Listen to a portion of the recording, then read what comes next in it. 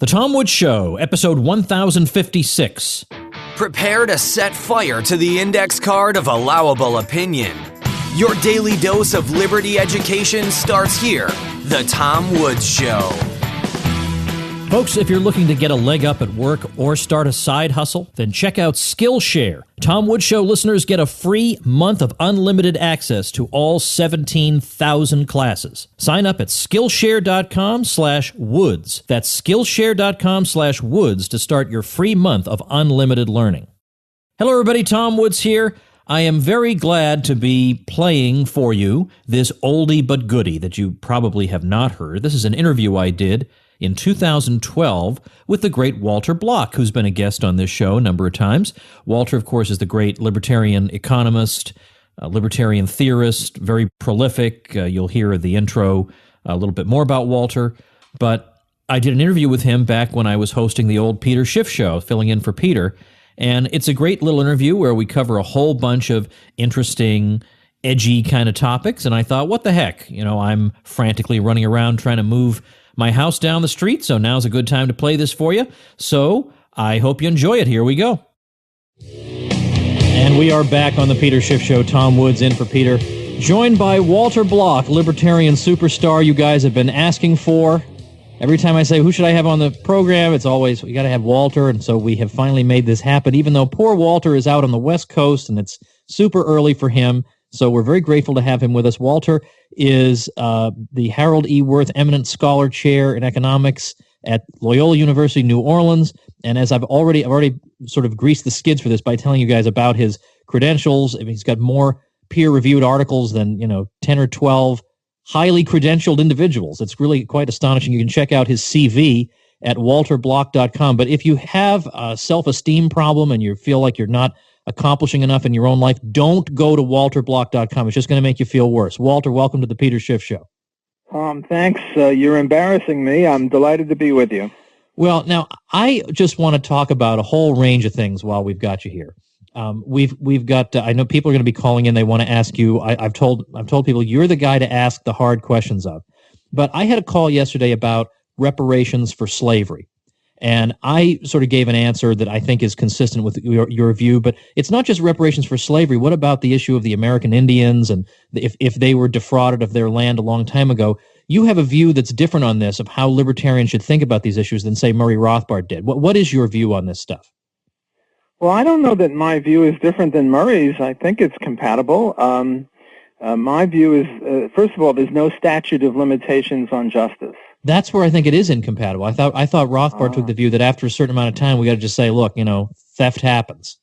I could be wrong about that. Well, I'm not sure. You might well be right, but in my view, there is no statute of limitations on justice. That is, there's no formal statute of limitations on justice. There is an informal one, and that is that possession is 9/10 of the law. So he who wants to overturn extant property rights has got to have the burden of proof, take on the burden of proof to show that the present extant property titles are unjust. So let's suppose that there's an Indian or a black person who says, well, my great-great-great-grandfather, his land was stolen, or his labor was stolen, as in the case of slavery, and that their piece of land or that their plantation really belongs to me. Well, the burden of proof is on him to show this. So the natural statute of limitations comes in when you realize that the further back in history you go, the harder it is to prove anything because things get lost. And the further back you go, the less likely there was a written language, and then it becomes very, very difficult to prove anything. So I think libertarianism is very, very radical in theory. That is, you can go back 10 million years if you want to just pick a silly number, and if you can prove it, you get the property. On the other hand, in terms of actual changing of property rights, libertarianism is pretty conservative in the sense that, as I say, the further back you go, the harder it is to prove anything. Now, take the Japanese Americans whose land and boats and property was stolen from them in 1942 or 1941 or whenever that was. Well, we had a written language then. That wasn't too far back in history. it would be relatively easy for them to prove that they can, that certain things were stolen from them, and that their ring over there that's got their grandfather's name on it in Japanese and now is on the finger of some white person, really should be returned. So that would be what I see as the libertarian view, and I think it's compatible with Murray Rothbard in the sense that there is an informal statute of limitations time, but no legal one. Right. Namely, if your grandfather stole something from my grandfather, and I can prove it, well, then I should get it back, Tom. Sorry.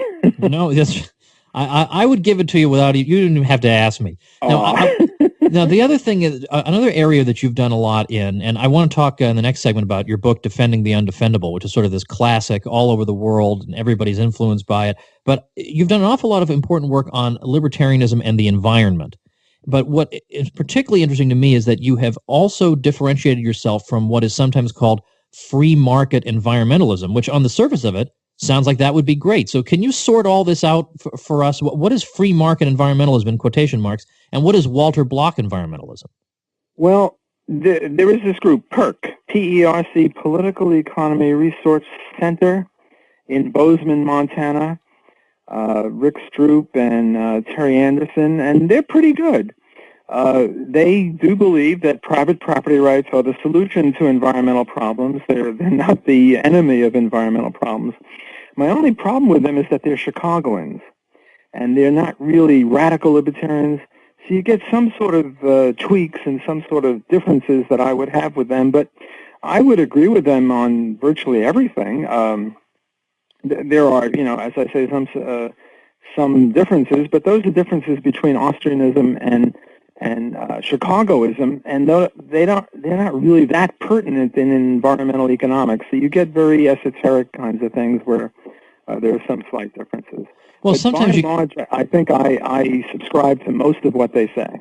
But sometimes you will get, and I don't necessarily mean that school of thought, but you'll get people saying we should have tradable pollution rights, and that will simulate a market in when it comes to pollution. And this does not pass muster with you at all. No, it's sort of like tradable rape rights, or tradable murder rights, or tradable theft rights. In other words, if pollution is a trespass, a violation of property rights, then to have tradable ones is hardly a libertarian solution. Now, it might be better in some sense than central planning, because you get some sort of quasi-market going here.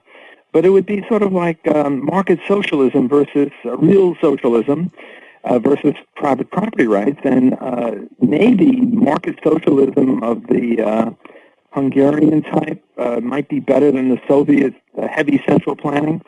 But both of them have to be rejected by true free enterprise types, such as libertarians. So I would say that would be one of the differences. But now let's suppose we have an issue involving pollution of the ocean. Now, I can imagine a situation where, there's no logical reason you shouldn't be able to homestead a part of the ocean. If homesteading principle makes any sense at all, there's no reason it wouldn't apply just because some salt water happens to be there.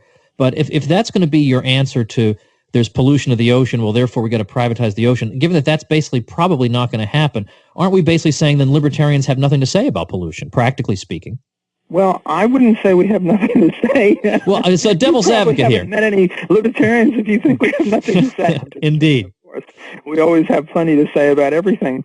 But you get into the sort of the second best. If you say, well, look, we can't privatize the oceans, that's a given. We stipulate that. Now what can we do? Well, then, maybe tradable emissions rights or these Chicago-esque type solutions are better than non-ownership, where you have the tragedy of the commons. But you sort of get into like this, like with Milton Friedman. This is sort of his career. He made a career out of coming up with second-best solutions, like take education. The obvious libertarian answer is, privatize it, and that's it. And his answer was, well, suppose you can't privatize it. Well, should we have school vouchers, or should we have, present situation? And now you get into very, very difficult issues. Well, are school vouchers an improvement over school socialism? Well, there's something to be said on either side of that. But I think, and similarly in the environmental issue, is tradable emissions rights better than outright socialism or non-ownership? And these are very, very difficult questions. Whereas the libertarian answer is, what do you mean stipulate we can't own the ocean? What do you mean stipulate that we can't have private education? We can too. And Ron Paul talks about things like that, and that maybe not the oceans, but certainly private education. Now, I want to ask you, because this is also an issue that has become sort of synonymous with you because you've thought so much about it. The issue and the objection that is raised sometimes by people you call you call very generously our friends on the left.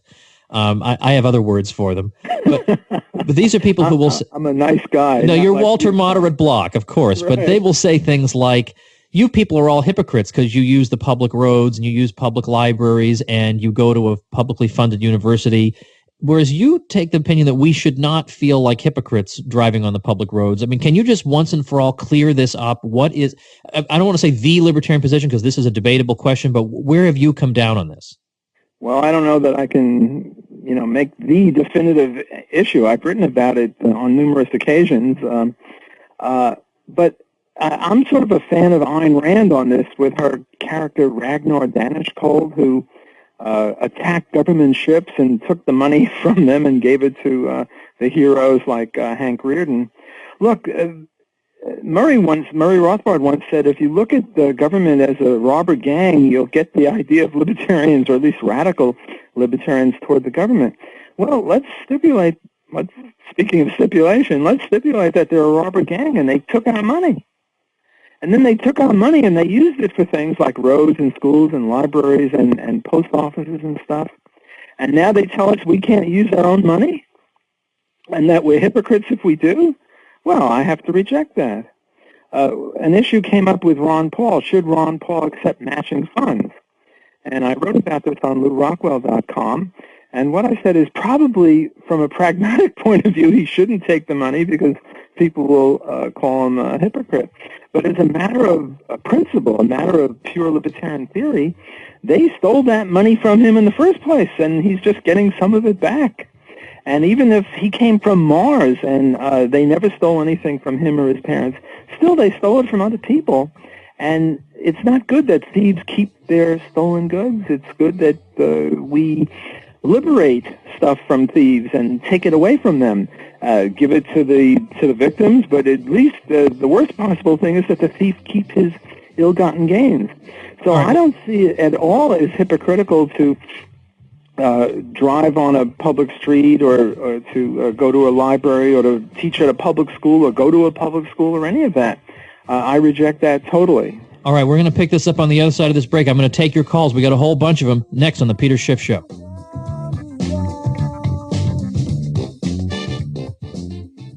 Folks, this is Tom Woods in 2017 with a real commercial break. But here's a resource that is really going to help you in your professional life. Seems like every day there's something new to marvel about on the internet, and Skillshare is my latest one. I've been looking through this thing recently, and I cannot get over all the classes I myself would want to take. These are classes that'll make you more desirable as an employee or better equip you to become a successful entrepreneur. With over 3 million members and, yes, more than 17,000 classes, Skillshare is the Netflix of online learning. You can take classes in graphic design, DSLR photography, social media marketing, digital illustration, and much more. And these are skills that will take you a long way. I myself am dying to crack into some of the courses in email marketing, social media marketing, SEO. I can always get better at these things, and I'm always interested in learning from people who know more than I do. Skillshare is the classic reminder that the internet is about more than cat videos. Join the millions of students already learning and growing their careers on Skillshare today with a 1-month free trial for Tom Woods Show listeners. Head over to Skillshare.com/Woods. That's Skillshare.com/Woods to start your free month of unlimited learning. And we're back on the Peter Schiff Show. Tom Woods in for Peter, joined by the great Professor Walter Block, walterblock.com, author of Defending the Undefendable, author of Have You Reached 500 referee journal articles, Walter? No, I just passed 400. Thanks, Tom. Because I know that's your goal, right? Is heading toward 500. Trying to hit 500. That's right. So I can't even believe, what are you doing talking to me? You should be writing. All right, listen. I'm having a lot of fun. I want to give you 1 minute to tell us about your classic book, Defending the Undefendable, and say a little something about, I think there's a follow-up volume of it, and then I want to get to the phones because people have been waiting to talk to you. Yes, Defending the Undefendable came out in 1976. I wrote it in the 70s. The reason I wrote it is I was having trouble writing my PhD dissertation on rent control. It was very boring, so I promised myself that if I did a chapter or a part of a chapter, I would give myself a whole day or two to do whatever I wanted. And for me, nerd that I was then and still am, what I would do is I'd write about what a great guy the pimp was or what a great guy the blackmailer was. And at the end of the dissertation, I had like 35 of these articles, and I put them together in a book, and it was Defending the Undefendable. And the idea there was to take the libertarian principle of non-aggression and ask who is hated and reviled and prohibited by law and yet doesn't violate the non-aggression axiom or the non-aggression principle, and those were the pimp and the drug legalizer or the drug runner or people like that. I have 2 or 3 maybe more sequels to this book coming out. One of them ought to be coming out after November. It was ready to come out at the beginning of this year, but I decided that I'd better not publish it before November because, I wouldn't want to embarrass Ron Paul because some of the things are pretty radical, and if he were running for president, I wouldn't want people to use this against him. But after the election is settled, and I hope Ron Paul becomes president, then I'll have no compunctions about publishing this book. All right, very good. And also, people said they learned a lot of economics in your book because you'll take on something like the speculator and explain what is actually the social function of a speculator. So it's a very useful book, but I want to go to the phones.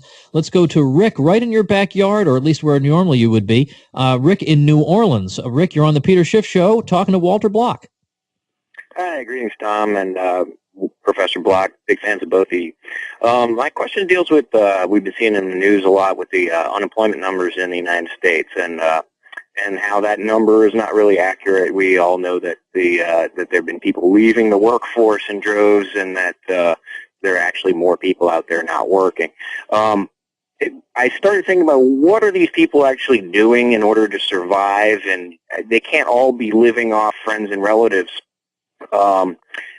And I was just wondering if we have any way of knowing, like, what percentage of people who are abandoning the workforce, looking to make their living in the black market, and whether this actually can end up supporting our cause against statism, and whether or not, people seeking some indefendable employment currently is on the rise. Any comments on that? It's delightful to hear a question from a fellow New Orleanian. I'm away for the summer, but hopefully when I get back to teaching at Loyola University in the fall, we can link up and discuss this more fully. But my understanding is that the official unemployment rate is something like 8 or 9%. The shadow unemployment statistics, which I think are more accurate, are maybe double that, 16 or 17%. And then if you look at subsections of the thing, like young black males, it's stratostropic, 40 or 50%. I would say that what do they do? Well, some of them live on food stamps, some of them live on crime, some of them live on unemployment insurance, which I don't see how that helps, because the more you pay something to people to do something, the more you'll get of it. Supply curves slope upward. So if you're going to pay people to be unemployed, you're going to get more unemployment than otherwise. And I think also a black market and criminal behavior makes up some of the rest. I don't see how that helps us. The black market, if it's non-criminal, is good, but better to have the real market instead of a black market. So I see your point, and it's a very interesting one, but I think the way to go is to read Tom Woods' book, Meltdown, which explains exactly why we're in the problem that we're in now and how to get out of it. And it's based on Austrian business cycle theory of Mises, Hayek, and Rothbard. So I would highly recommend Tom Woods' book, Meltdown, on this very question. Indeed, and you can Google, you can read Ron Paul's foreword to my book, Meltdown. So thanks for that plug, Walter. Let's go. Now, we are so tight on time, but I've got to get one more call in for you at least. Steve in Nashville, if you can make your question super concise, Walter will have a minute or so to answer it. Yeah, this is involving fractional reserve banking, and I think most of the Austrian thinkers agree with Jesus Orte de Soto that fractional reserve banking is fraud. They're loaning something that they don't have. But where we're split is some favor free banking, and their biggest point is that this free banking has natural forces that force banks toward 100% reserve banking. But my point is that I think, but the free banking is kind of like saying, well, we're going to allow as much fraud as the market will allow, and I just don't think we should do that. We don't do that with murder or rape, like you were talking earlier. You see what I'm saying? Oh, I hear what you're saying, and I agree with you entirely. Larry White and George Selgin are very, very good Austrians, but they sort of follow Murray Rothbard's rule. Murray Rothbard's rule is that people specialize in what they're in the worst in. Like, say, Milton Friedman was very good on minimum wage and free trade and rent control, but he kept talking about monetary policy where it was very bad. Now, White and Selgin are very good on Austrianism, but they keep talking about the one thing that they're bad on, namely fractional reserve banking and free banking. I entirely agree with you that this is per se fraud, and it should be prohibited, and we shouldn't just rely on market forces to get rid of it. Market forces will, I agree with Larry and George, that market forces will alleviate this, as market forces alleviate many things, but it's just, as you say, like murder or rape, market forces will alleviate that too, but it still should be illegal. All right, thank you, Steve, for the call, and thanks to you, Walter. We're basically out of time, but I knew it would fly right by. I'm so grateful to you for getting up early in the morning out there on the West Coast, spending some time with us. I'm looking forward to seeing you also this summer. We had Joe Salerno on earlier this hour. Thanks again for the time, Walter. Thanks for having me, Tom. It was a pleasure. And this year I'm going to crush you in chess with all those students watching. You just wait. I'm in trouble. Walter Block, everybody, walterblock.com, defending the undefendable. And if you are a good Google searcher or you go to Mises.org, MISES.org, you can actually find a free audiobook of that read by Jeff Riggenbach. You can actually listen to it in your car for free. All right, that's going to do it for today. If you're enjoying this show, don't forget to grab one of my free ebooks.